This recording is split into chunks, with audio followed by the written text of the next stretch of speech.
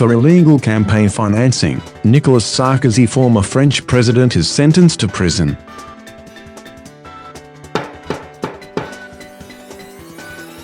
Former French president to lodge an appeal against a 1-year sentence that might be completed at home wearing an electronic tag. After being caught of illegal campaign financing for his unsuccessful 2012 re-election campaign's massive, entertainer political meetings, former French President Nicolas Sarkozy has been sentenced to a second prison term. Nicolas Sarkozy, 66, who is still a powerful person in France, is given 12-month sentence. Forced to wear an electronic ankle bracelet, it could be spent under home custody according to the judge. Ex-president now finds himself in the unusual and catastrophic circumstance of being sentenced to prison terms. Simultaneously, he has held a strong following, publishing a book on culture this month and appearing on TV often to discuss his thoughts on the presidential election in April, with right-wing candidates competing for his support.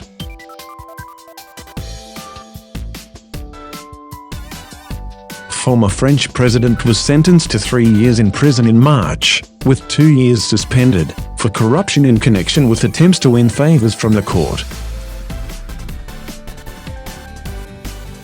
Sarkozy has lodged an appeal and has not yet started serving his sentence, as per French law. If the judgment and sentence are affirmed on appeal, he may have to wear an electronic ankle bracelet for the duration of his term. According to Sarkozy's lawyer, he will also appeal the ruling on illegal campaign financing from Thursday. In both of the cases, he denied misconduct. Ex-presidents lavish and artistically captured mega events in front of thousands of admirers.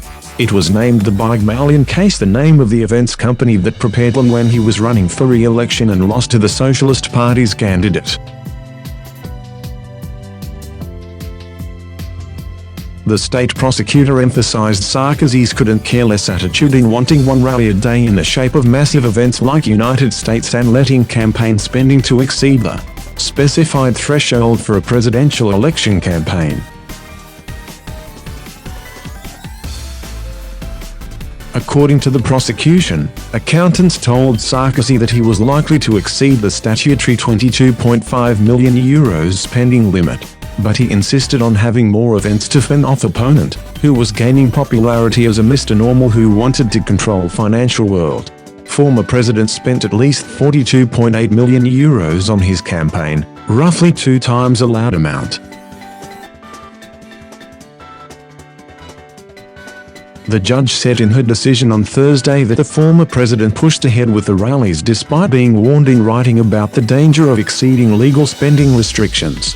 She noted, it wasn't his first campaign, he was an experienced candidate.